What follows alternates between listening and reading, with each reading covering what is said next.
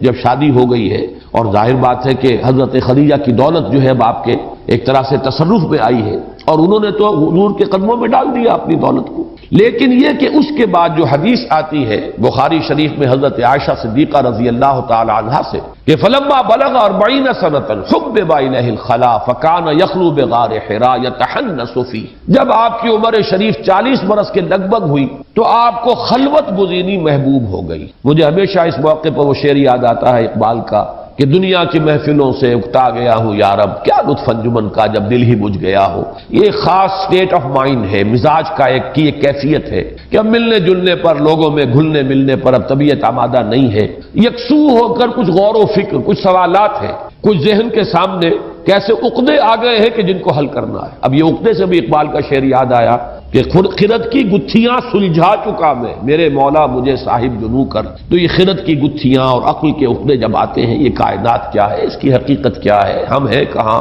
کہاں سے آئے ہیں، کہاں جا رہے ہیں، حق کیا ہے، باطل کیا ہے، خیر کیا ہے، شر کیا ہے، یہ سارے سوالات جو ہیں وہ ایک فلسفیانہ ذہن اور مزاج رکھنے والے لوگوں کا جو ہے سارا اٹھنا بیٹھنا جینا مرنا انہی سوالات پر ہوتا رہا ہے. تو ایک خاص وقت میں آ کر حضور صلی اللہ علیہ وسلم کے مزاج پر بھی، آپ کے ذہن پر بھی ان سوالات کا غلبہ ہوا ہے. پھر یہ کہ آپ اب کاروبار میں لگ کر تو ان باتوں پہ غور و فکر نہیں ہوتا، کہیں آپ دکان پر بیٹھے ہو یا اور لوگوں سے، گاہکوں سے بات چیت ہو رہی ہو، تو ایک طرح سے خلوت گزینی. یہ الفاظ حضرت عائشہ کے حبب الیہ الخلاء، اور ظاہر بات ہے کہ حضور ہی نے حضرت عائشہ کو یہ بتایا، اس لیے کہ حضرت عائشہ کی تو اس وقت پیدائش بھی نہیں ہوئی تھی. تو یہ سارے واقعات ان کے علم میں جو آئے ہیں تو حضرت عائشہ کے علم میں یقیناً حضور صلی اللہ علیہ وسلم کے بتانے سے آئے. حبب الیہ الخلاء، خلوت گزینی آپ کو محبوب ہو گئی. کان یخلو بغار حراء، اور غار حرا میں آپ خلوت گزینی اختیار فرماتے تھے. یتحنس فیہ، تحنس کا لفظ آیا ہے حدیث میں. ہنس کہتے ہیں گناہ کو، اور تحنس کے معنی ہے گناہ کے اثرات کو جھاڑنا. لیکن یہ عبادت کے لیے لفظ، یہ جب عبادت آدمی کرتا ہے، ریاضت کرتا ہے، تو گویا کہ کچھ اپنے اوپر اگر وہ بشریت کے کچھ آثار ہیں تو گویا کہ ان کو وہ دھونے کی کوشش کر رہا ہے. تحنس کا لفظ آیا ہے. اب سوال پیدا ہوا کہ حضور کا تحنس یا حضور کی عبادت کس طرح تھی؟ اس لیے کہ آپ کسی نبی کی امت میں تو پیدا ہوئے نہیں تھے. اگر بنی اسرائیل میں پیدا ہوئے ہوتے تو جو شریعت موسوی کے مطابق عبادت تھی وہ آپ کے علم میں ہوتی. اگر آپ کہیں عیسائیوں کے گھرانے میں پیدا ہوتے تو جو ان کے ہاں رواج تھا اس کی آپ کے لیے وہ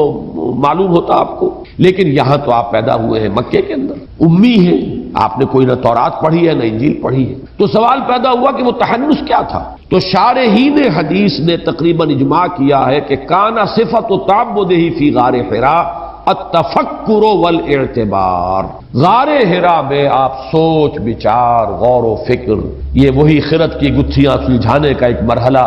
یہ پوری کائنات کی جو الجھی ہوئی ڈور ہے اسے سلجھانے کی ایک کوشش، یہ ہے کہ جو آپ غار حرا میں کرتے. اب تفکر اور تدبر جو ہے اس کا ایک نقشہ سامنے آتا ہے. جب آدمی کسی سوچ میں گم ہوتا ہے تو لوگوں سے وہ کٹتا ہے. ایک تو یہ کہ غار حرا ہی میں چلے گئے 5 میل آبادی سے باہر، اور دوسرا یہ کہ اگر آبادی میں لوگوں کے پاس ہے بھی کسی وجہ سے تو چادر اپنے گرد لپیٹ کر اور بالکل یکسو ہو کر کہیں چارپائی پر لیٹ گئے، یا یہ کہ کہیں بیٹھے بھی ہیں. تو عربوں کا یہ رواج تھا، جیسے پٹھانوں میں اب بھی موجود، یہ چادر جو ہے بیٹھ کر کی اپنے گرد لپیٹ لیتے ہیں. کبھی چادر سے اپنے گھٹنوں کو باندھتے ہیں بیٹھتے ہوئے. تو یہ مختلف جو رواج ہیں جو پٹھانوں میں آج بھی نظر آتے ہیں ان کے معاشرے کے اندر، یہ سب عرب کے اندر موجود تھے. تو حضور کی یہ کیفیت جو ہے یا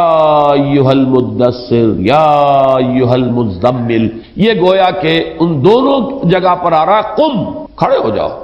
یعنی اب یہ سوچ بچار کا مرحلہ گزر جانا چاہیے. مجھے علامہ اقبال کا ایک شعر ہے جو بلکہ مصرع ہی مجھے اس وقت یاد ہے، لاکھ حکیم سر بجیب ایک کلیم سر بکف. تو یہ جو حکیم ہے، فلسفی ہے، یہ تو گریبان ہی میں جھکا کر اپنے سر غور و فکری کرتے رہتے ہیں، ساری عمر اسی میں بیت جاتی، اس سے اگلا مرحلہ آتا ہی نہیں. اے محمد صلی اللہ علیہ وسلم، اب آپ کی زندگی میں دوسرا مرحلہ آنا چاہیے. اب کھڑے ہو، اپنی جد و جہد کا آغاز کریں. اب یہ فکر کے اندر غلطاؤں پیچا رہنا اور غور و فکر ہی کے اندر لگے رہنا، اب اس سے باہر نکلیے. اس کیفیت سے آپ کی زندگی کے اندر اب ایک انقلابی مرحلہ آ رہا ہے. اب آپ کو کمر کسنی ہے عمل کے لیے. البتہ عمل 2 ہیں، ایک عمل جو رات کا تھا وہ سورہ مزمل میں ہے، اور ایک عمل جو دن کا تھا وہ سورہ مدثر. یا ایھا المزمل قم اللیل الا قلیلا، یا ایھا المدثر قم فانذر وَرَبَّكَ فَكَبِّرْ، یہ دن کا عمل ہے، دن کی محنت ہے، دن کی بھاگ دوڑ ہے، انذار ہے، تکبیر رب ہے،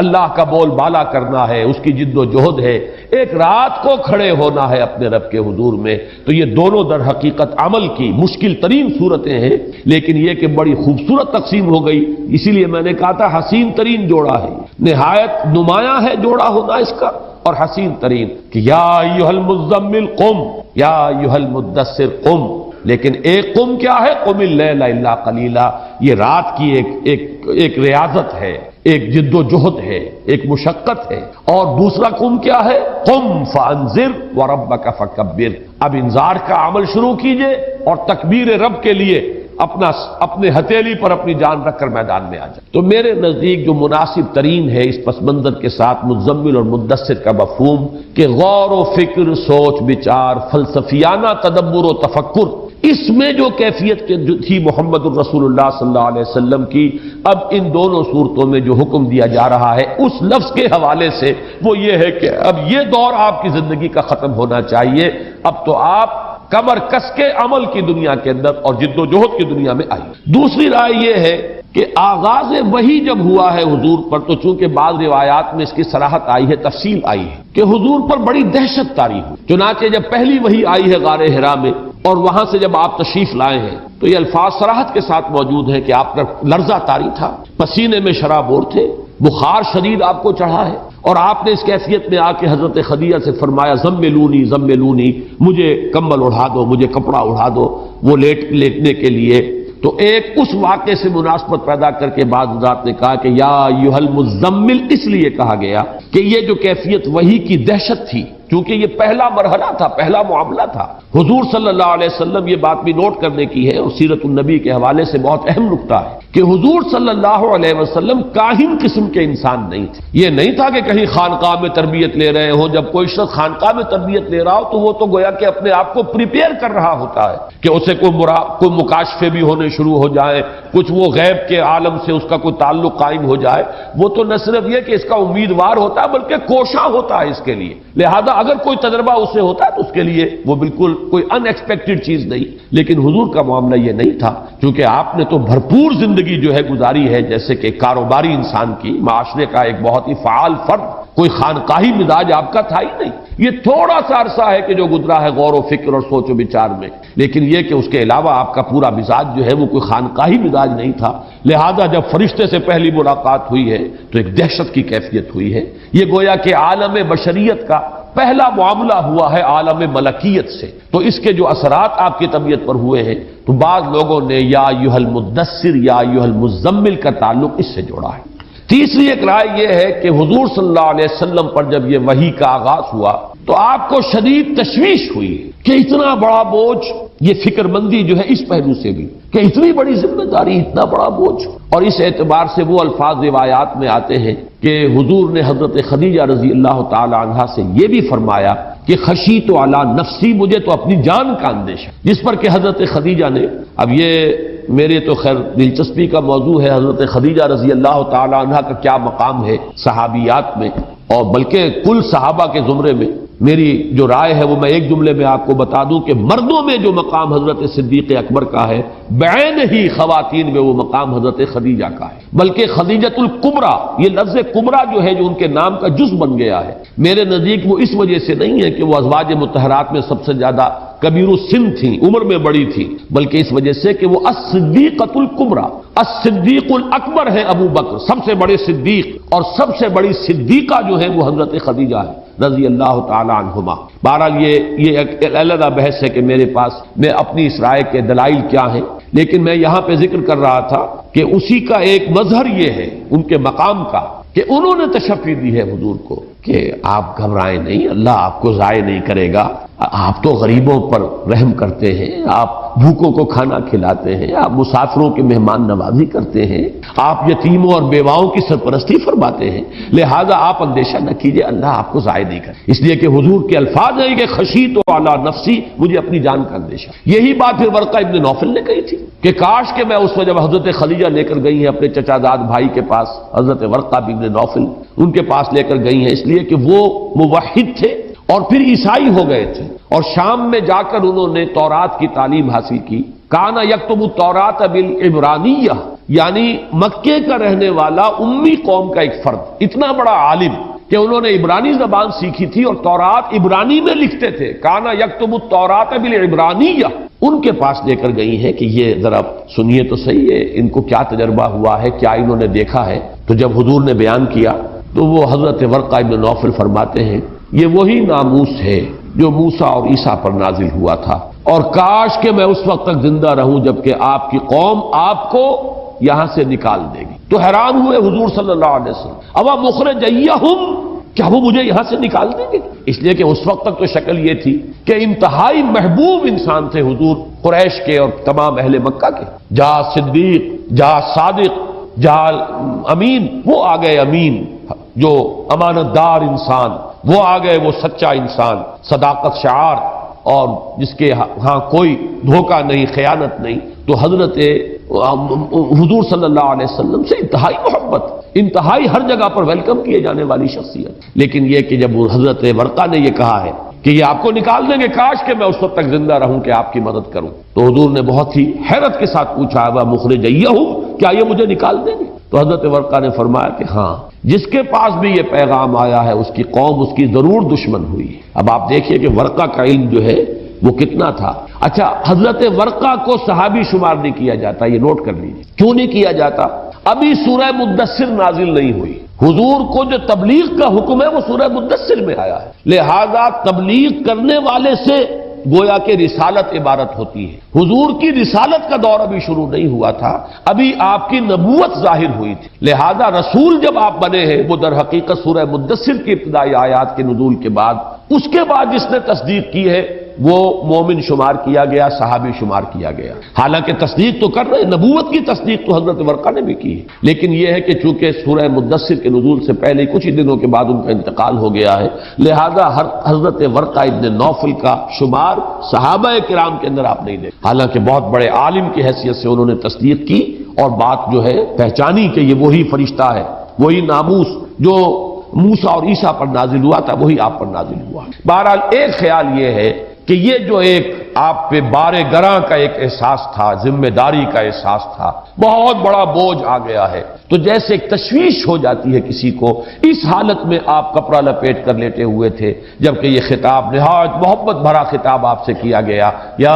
ایھا المزمل یا ایھا المدثر. ایک رائے اور ہے چوتھی، اور وہ در حقیقت سورہ نون جو ہے جو اس سے پہلے نازل ہوئی ہے اس کے اعتبار سے بڑی مناسب معلوم ہوتی ہے، اور وہ یہ ہے کہ دارالندوہ میں ایک ان کی مشاورت منعقد ہوئی قریش کی کہ وہ ہمیں کیا کہنا چاہیے محمد کے بارے میں لوگوں سے. کسی نے کہا کہ کہنا چاہیے کاہن ہے، تو کہا گیا نہیں، کاہن تو وہ نہیں ہے، کون مانے گا یہ بات. پھر کسی نے کہا اچھا کہیے شاعر ہے، اس کو بھی رد کیا گیا کہ نہیں یہ بات چلے گی نہیں، بات کوئی ایسی کرو جو مضبوط ہو، جو چل سکتی ہو. پھر کہا گیا ساحر ہے، ساحر کے اوپر تقریباً اجماع ہوا کہ یہ کہیے تاکہ مختلف لوگوں کی طرف سے مختلف باتیں نہ آئیں ورنہ اعتبار اٹھ جائے گا ہمارا. اس وجہ سے یہ ہمیں ایک بات کہنی چاہیے، سب کے منہ سے وہی لفظ نکلے تاکہ محمد صلی اللہ علیہ وسلم کی طرف لوگوں کا رجوع نہ ہو. اس کی خبر جب حضور کو پہنچی ہے صلی اللہ علیہ وسلم تو آپ صدمے کی وجہ سے، رنج کی وجہ سے کپڑا لے کر لیٹ گئے ہیں. اس وقت خطاب ہوا یا ایھا المزمل قم اللیل الا قلیلا یا ایھا المدثر قم فانذر وربک فکبر. اس کی جو معنوی جو ترتیب کی جو ہے میں نے عرض کیا تھا قائم ہوتی ہے وہ اس اعتبار سے کہ پہلی وہی اقرا بسم ربک الذی خلق خلق الانسان من علق اقرا وربک الاکرم الذی علم بالقلم علم الانسان ما لم یعلم. نہ تبلیغ کا حکم ہے، نہ کوئی ابھی اس کے اندر توحید کا اعلان کرنے کا کوئی حکم آیا ہے. دوسری وہی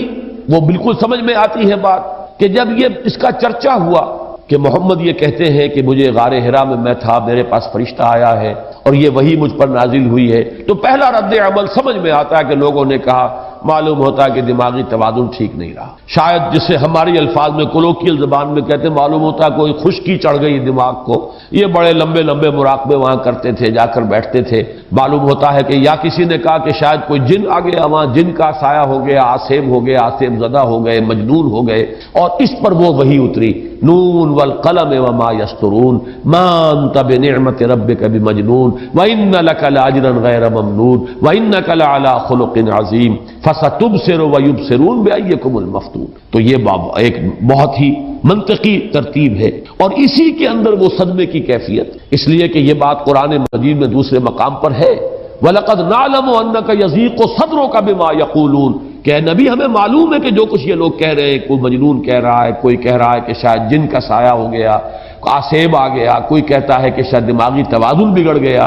ان باتوں سے آپ کو صدمہ پہنچتا ہے، ہمیں معلوم ہے کہ آپ کا سینہ بھجتا ہے۔ تو اس کیفیت میں حضور اگر کپڑا لے کر لیٹ گئے ہوں صلی اللہ علیہ وسلم، تو یہ بات بھی قرین عقل اور قرین قیاس ہے۔ یہ چار آراء ہیں، لیکن میرا ذاتی رجحان جو ہے یا ایھا المدثر اور یا ایھا المزمل دونوں کے بارے میں وہ ہے جو پہلی بات میں عرض کر چکا ہوں کہ اے نبی اب یہ غور و فکر، یہ لاکھ حکیم سر بجیب والی کیفیت اب ختم ہونی چاہیے، ایک کلیم سر بکف، اب تو آپ کی زندگی کا وہ دور شروع ہو جانا چاہیے، اب سر بکف ہو کر میدان میں آئیے اور جد و جہد عملاً شروع کیجئے، اور اس کے دو پہلو ہیں قم اللیل الا قلیلا اور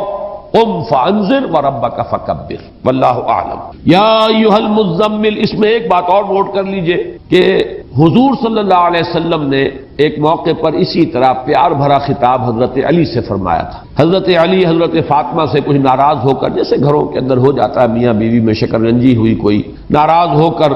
اور چلے گئے گھر سے باہر، مسجد میں جا کر لیٹ گئے۔ ظاہر بات ہے وہاں قالین بچھے ہوئے تو تھے نہیں، وہ خاک پر لیٹے زمین کے اوپر، اور آپ کے کپڑے بھی خاک آلود ہو گئے تو آنکھ لگ گئی، سو گئے وہیں اسی طریقے سے۔ حضور آئے تو معلوم ہوا، حضرت فاطمہ نے بتایا کہ ناراض ہو گئے علی اور چلے گئے، کہیں باہر گئے ہیں۔ تو حضور مسجد میں پہنچے، دیکھا کہ وہاں حضرت علی لیٹے ہوئے ہیں۔ تو اس وقت حضور نے فرمایا تھا قم یا ابا تراب، اے مٹی والے اٹھو۔ تو کپڑے بھی جھاڑے آپ نے حضرت علی کے اور انہیں اٹھایا، قم یا ابا تراب۔ تو یہ بھی در حقیقت اسی نوعیت کا خطاب ہے کہ جو اللہ نے اپنے نبی سے کیا ہے، جس نوعیت کا خطاب کہ نبی نے حضرت علی سے کیا، قم یا ابا تراب، اور یا ایھا المزمل قم، یا ایھا المدثر قم۔ تو یہ بھی ایک بڑی گہری معنوی مناسبت جو ہے اس واقعے کے ساتھ ہے۔ قم اللیل الا قلیلا، کھڑے رہا کرو راتوں کو یا رات کو، الا قلیل، سوائے تھوڑے سے، استثناء کے۔ اس میں بھی ایک تو ہے جمہور کی رائے، جمہور کی رائے کا تو مطلب یہ ہے، اس کا حاصل یہ ہے کہ کھڑے رہو تقریباً پوری رات سوائے اس کے کچھ حصے کے۔ قم اللیل، کھڑے رہو رات کو، سوائے الا قلیلا، سوائے اس کے کچھ حصے کے۔ اس پر تو میں ابھی بعد میں بات کروں گا، لیکن ایک بات میرے لیے حیران کن ہوئی ہے اسی مرحلے پر، جیسا کہ میں نے عرض کیا، میں نے اپنی پوری محنت صرف کی ہے اور میں نے مختلف آراء کو جمع کیا ہے، پھر ان میں اگر کوئی فرق اور تفاوت ہے تو اس میں تقابل کر کے، توازن کر کے ایک رائے قائم کی ہے۔ حضرت شیخ الہند منفرد ہیں اس میں کہ انہوں نے ترجمہ کیا ہے کھڑے رہا کرو رات کو سوائے کسی رات کے، یعنی یہ کہ اگر کسی رات نہ کھڑے ہو سکو تو کوئی حرج نہیں، استثناء جو ہے وہ رات سے ہو رہا ہے، رات کے حصے سے نہیں۔ شیخ الہند رحمۃ اللہ علیہ کا ترجمہ یہ ہے، شیخ الہند مولانا محمود حسن، اور اس کی مولانا شبیر احمد عثمانی شیخ الاسلام جنہوں نے پھر وہ حواشی لکھے ہیں، انہوں نے بھی اپنے حاشیے میں تردید نہیں کی ہے، یعنی یہ کہ کھڑے رہا کرو راتوں کو سوائے کسی شب کے، اگر مطلب یہ کہ اگر بربنائے طبع بشری کسی رات نہ اٹھ سکو، کسی رات آنکھ نہ کھلے تو کوئی بات نہیں، وہ ملامت بھی نہیں، لیکن یہ کہ کوشش کرو کہ رات کو کھڑے رہا کرو الا قلیلا، سوائے کوئی کسی رات۔ باقی یہ کہ جہاں تک جمہور کی رائے ہے وہ یہ ہے کہ در حقیقت اس میں فرضیت تھی حضور کے لیے، رات کا جاگنا اب آپ کے لیے لازم کر دیا گیا تھا، اس میں کسی رات کا استثناء نہیں ہے، بلکہ جو استثناء ہے وہ رات کے ایک حصے کا ہے۔ قم اللیل، کھڑے رہا کرو رات بھر، الا قلیلا، سوائے اس کے کچھ حصے کے، تھوڑے سے حصے کے۔ اس کی شرح اب آگے آ رہی ہے، اور قم سے مراد یہاں پر ہے نماز، یہ نوٹ کر لیجئے۔ مکی صورتیں جو ابتدائی مکی صورتیں ہیں ان میں نماز کے ارکان علیحدہ علیحدہ بول کر نماز مراد لی گئی، کہیں فرمایا گیا فاسجد لہ ومن اللیل فاسجد لہ وسبحہ لیلا طویلا، سورہ دہر میں، اور رات کے وقت، رات کے حصے میں سجدہ کیا کرو اللہ کے لیے اور تسبیح کیا کرو رات کے بڑے لمبے وقفے کے اندر۔ معلوم یہ ہوا کہ یہاں پہ نماز کا لفظ نہیں آیا، لیکن مراد سجدے سے نماز ہے۔ اسی طرح جیسے عباد الرحمن والا ہمارا منتخب نصاب کا درس جو ہے، والذین یبیتون لربہم سجدا وقیاما، دو رکوع آ گئے، دو رکن جو ہے نماز کے آ گئے، قیام بھی آ گیا، سجدہ بھی آ گیا، لفظ نماز نہیں آیا۔ والذین یبیتون لربہم سجدا وقیاما، وہ لوگ کہ جو راتیں بسر کرتے ہیں اپنے رب کے لیے سجدے میں گر کر اور کھڑے رہ کر۔ تو یہ اصول جان لیجئے کہ ابتدائی مکیات میں جو ارکان صلاۃ ہے، کہیں سجدہ مراد ہے، اب جیسے مدنی صورتوں میں ورکعوا مع الراکعین لفظ رکوع آیا صرف، لیکن مراد کیا ہے؟ نماز کا رکوع، نماز کے اندر جھکنا، جھک جاؤ نماز کے اندر جھکنے والوں کے ساتھ۔ تو کہیں رکوع کا لفظ ہے، کہیں سجود کا لفظ ہے، کہیں صرف تسبیح کا لفظ ہے، اور یہاں پر لفظ جو آیا ہے خاص طور پر قیام، اس لیے کہ حضور صلی اللہ علیہ وسلم نے فرمایا بہترین نماز وہ ہے جس میں قیام، طول القنوت، لمبا قیام، اور یہاں پر قیام جو ہے گویا کہ نماز کا ایک رکن ہے، یہاں اس رکن کے ذکر سے مراد نماز ہے، اور چونکہ اس میں اصلاً مطلوب جو تھا وہ قرآن مجید کی تلاوت ہے، اس اعتبار سے بات جو ہے وہ اور مزید واضح ہو رہی ہے کہ اس کے لیے لفظ قیام ہی کا یہاں پہ جو ہے اس کا استعمال کرنا وہ زیادہ موزوں تھا۔ نصفہ او انقص منہ قلیلا، یہ نصفہ بدل ہے، اگرچہ اہل نحو کی دو رائے ہیں، یہ اللیل سے بدل ہے یا الا قلیلا سے بدل ہے۔ کھڑے رہا کرو نصف رات اور اس میں سے بھی کچھ کم، معلوم یہ ہوا کہ کم سے کم ایک تہائی رات۔ یہ اس کی شرح جو ہے وہ آگے دوسرے رکوع کے اندر جو مضمون آ رہا ہے، ان ربک یعلم انک تقوم ادنی من ثلثی اللیل ونصفہ وثلثہ وطائفۃ من الذین معک، اللہ خوب جانتا ہے، اللہ کے علم میں ہے کہ اے نبی آپ بھی اور آپ کے ساتھی جو ہیں ان میں سے بھی ایک جماعت ایسی ہے جو کھڑی رہتی ہے رات کو 2/3 رات کے قریب، یا آدھی رات یا 1/3 رات۔ تو یہ جو نصاب معین طور پر آ گیا ہے اس آیت کے اندر، یہاں اس کی تعبیر کے لیے الفاظ استعمال کیے گئے، قم اللیل الا قلیلا نصفہ او انقص منہ قلیلا، یا تو آدھی شب کھڑے رہو، گویا کہ اصل میں جو مطلوب ہے وہ تقریباً نصف شب ہے، لیکن یہ کہ او انقص منہ قلیلا، یا اس میں سے کچھ تھوڑا سا کم کر لو، او زد علیہ، یا اس پر کچھ زیادہ بڑھا استغفار کرے، اور اگر اللہ تعالیٰ کی طرف سے انعام کی آیت آئی ہے تو اس کا سوال کرے، اس کے لیے درخواست جو ہے اللہ کی جناب میں پیش کرے۔ یہ کیفیات جو ہے یہ پیدا ہوں گی جبکہ ایک ایک لفظ کو ٹھہر ٹھہر کر اطمینان کے ساتھ آیات پر وقف کرتے ہوئے قرآن مجید کی تلاوت کی جائے۔ رتل القرآن ترتیلا، یہ ہے حکم کہ جو نبی اکرم صلی اللہ علیہ وسلم کو دیا گیا ہے۔ اس کے ضمن میں ایک تو میں نے یہاں واقعات نقل کیے ہیں ابن عربی رحمۃ اللہ علیہ، ایک ابن عربی تو وہ ہیں جو صوفی ہیں اور جن سے بہت سے لوگوں کو شدید اختلاف بھی ہے، بڑی ہی ایک کنٹروورشیل شخصیت ہے ابن عربی، لیکن ایک ابن عربی اور ہے اس وقت جن کا میں ذکر کر رہا ہوں، وہ ہے مفسر قرآن ہے، اور ان کی تفسیر ہے احکام القرآن۔ انہوں نے قرآن مجید کی صرف ان آیات کو لیا ہے کہ جن میں کوئی حکم آیا ہے۔ قرآن مجید میں قصص بھی ہے، قرآن مجید میں بحث و مباحثہ بھی ہے، مجادلہ بھی ہے، جہاں کوئی حکم آیا تو ان آیات کی تفسیر کی ہے۔ یہ احکام القرآن یہ بھی تفسیر کی ایک خاص قسم ہے، اور متعدد حضرات نے، جساس نے کتاب لکھی احکام القرآن، اسی طرح ابن عربی جو ہے انہوں نے کتاب لکھی ہے۔ انہوں نے یہ لکھا ہے، حضرت حسن سے روایت کی ہے کہ ایک مرتبہ حضور صلی اللہ علیہ وسلم کا گزر ایک ایسے شخص پر ہوا جو قرآن مجید اس طرح پڑھ رہا تھا کہ ایک ایک آیت پڑھتا جاتا تھا اور روتا جاتا تھا۔ اس پر حضور نے صحابہ سے فرمایا کیا تم نے اللہ تعالیٰ کا قول مبارک ورتل القرآن ترتیلا نہیں سنا؟ دیکھ لو یہ ہے ترتیل، قرآن مجید کو بطریق ترتیل تلاوت کرنے ہی کا حکم ہے۔ حضور کے اس فرمان میں بھی اتلو القرآن وابکو، قرآن پڑھو اور رویا کرو، یعنی یہ کہ اگر تم اس کی کیفیات کو اپنے اندر جذب کرو گے۔ ایک تو خیر وہ ہے قرآن مجید کی تلاوت جو ہمارے ہاں تراویح میں حفاظ کرام کرتے ہیں، وہ تو اللہ مجھے معاف فرمائے اگر میں غلط کہہ رہا ہوں، میرے نزدیک وہ قرآن کی توہین ہے، اور قرآن مجید کے ساتھ بے ادبی اور گستاخی والا سلوک ہے جو اکثر و بیشتر مساجد میں ہوتا ہے۔ بہرحال وہ ایک علیحدہ بحث ہے۔ ویسے بھی جب آدمی پاٹھ پڑھ رہا ہوتا ہے اور پیش نظر ہوتا ہے صرف حصول ثواب، اس میں تاثر لینا تو پیش نظر ہی نہیں، نہ اس پر غور کرنا ہے نہ اس میں سوچنا ہے، بلکہ وہ تو یہ کہ کوانٹٹی وائز وہ حدیث سامنے ہے کہ ہر حرف کے اوپر 10 نیکیوں کا ثواب ملتا ہے، وہ حدیث اپنی جگہ ہے، میں اس کا انکار نہیں کر رہا، لیکن یہ کہ دوسری حدیثیں بھی تو ہیں کہ قرآن میں تدبر کرو، قرآن میں غور کرو، قرآن کو سمجھو۔ یہ ساری حدیثیں، یا جیسے کہ حضور صلی اللہ علیہ وسلم نے فرمایا یا اہل القرآن لا تتوسدوا القرآن، اے قرآن والو قرآن کا تکیہ نہ بنا لو، قرآن کو پس پش نہ ڈال دو، قرآن پر صرف فخر ہی نہ کر کے رہو کہ بس ہمارے پاس قرآن ہے، اسے اپنا تکیہ نہ بنا لو۔ وَاتْلُوهُ حَقَّ تِلَاوَتِهِ فِي آنَاءِ اللَّيْلِ وَالنَّهَارِ، اسے پڑھا کرو جیسے کہ پڑھنے کا حق ہے، رات کے اوقات میں بھی دن کے اوقات میں بھی۔ وَافْشُوهُ وَتَغَنَّوْهُ، اسے پھیلاؤ، دنیا میں پہنچاؤ، چار دانگے عالم تک اس کی تبلیغ کرو، اس کو پڑھو بہت ہی خوش الحانی کے ساتھ، یا یہ کہ اس کو سمجھو کہ سب سے بڑی دولت دنیا کی یہ ہے جو اللہ نے ہمیں دے دی ہے۔ تغنو کے دونوں معنی ہیں، اور اس کے بعد وہ تدبروا فیہ لعلکم تفلحون، اور تدبر کرو، غور و فکر کرو تاکہ تم فلاح پاؤ۔ تو جہاں وہ حدیث اپنی جگہ پر ہے کہ ہر حرف پر 10 نیکیاں ملتی ہیں، اور اس میں حضور نے فرمایا کہ یہ میں نہیں کہتا کہ الف لام میم ایک حرف ہے، الف علیحدہ حرف ہے، لام علیحدہ حرف ہے، میم علیحدہ حرف ہے، گویا کہ جب ایک بندہ تلاوت کرتے ہوئے الف لام میم پڑھتا ہے تو 30 نیکیاں اس کے حساب میں درج ہوتی ہیں۔ میں اس حدیث کو صحیح مانتا ہوں اور میں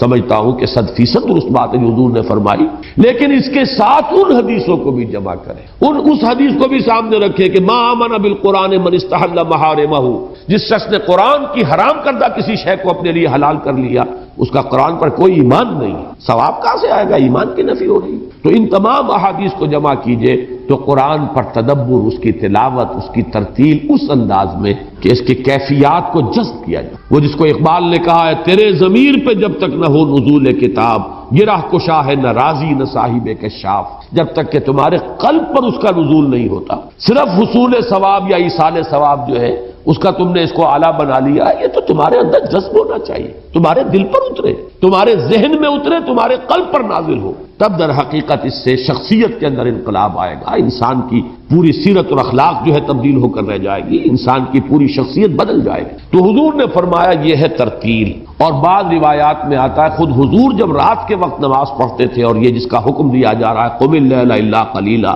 تو آپ کی سینہ مبارک سے ایسے آواز آتی تھی جیسے کہ کوئی ہانڈی جو ہے چولہے کے اوپر چڑھی ہوئی ہو، تو جب وہ اس کے اندر جوش آتا ہے تو جو آواز اس ہانڈی کے اندر سے آتی ہے اس طرح کی آواز، ایک طرح کا گریہ کی کیفیت جو ہے اور جذبات کے اندر جو ایک صورت بنتی ہے، وہ حضور صلی اللہ علیہ وسلم کی سینہ مبارک سے بھی وہ آواز جو ہے آتی تھی جبکہ آپ رات کو کھڑے ہو کر قرآن کی تلاوت فرماتے۔ اس کے ساتھ ایک بات اور نوٹ کیجئے، یہ ترتیل کا لفظ جو قرآن مجید میں آیا ہے یہ سورہ فرقان میں ایک اعتراض نقل کیا گیا، وَقَالَ الَّذِينَ كَفَرُوا لَوْلَا نُزِّلَ عَلَيْهِ الْقُرْآنُ جُمْلَةً وَاحِدَةً، اعتراض کیا کافروں نے کہ یہ قرآن محمد پر صلی اللہ علیہ وسلم پورا کا پورا یکبارگی کیوں نازل نہیں ہو گیا، یہ تھوڑا تھوڑا کر کے کیوں اتر رہا ہے؟ اس کا جواب جو دیا گیا غور کیجئے، كَذَلِكَ لِنُثَبِّتَ بِهِ فُؤَادَكَ وَرَتَّلْنَاهُ تَرْتِيلًا، یہ اس لیے کہ ہم اس کے ذریعے سے آپ کے دل کو جماؤ عطا کریں اور ہم نے خود اسے تھوڑا تھوڑا کر کے اتارا۔ تو اللہ تعالیٰ نے بھی ترتیل کے طور پر نازل فرمایا قرآن کو، اور محمد کو بھی حکم ہو رہا ہے صلی اللہ علیہ وسلم، اور آپ کی وساطت سے ہم سب کو حکم ہو رہا ہے کہ قرآن کو پڑھو بطریق ترتیل، رتل القرآن ترتیلا، قرآن کو پڑھو بطریق ترتیل، ورتلناہ ترتیلا، ہم نے خود جو نازل کیا ہے اے محمد صلی اللہ علیہ وسلم آپ پر یہ قرآن مجید، تو ہم نے تھوڑا تھوڑا کر کے اتارا ہے۔ اس پورے قرآن مجید کا تحمل جو ہے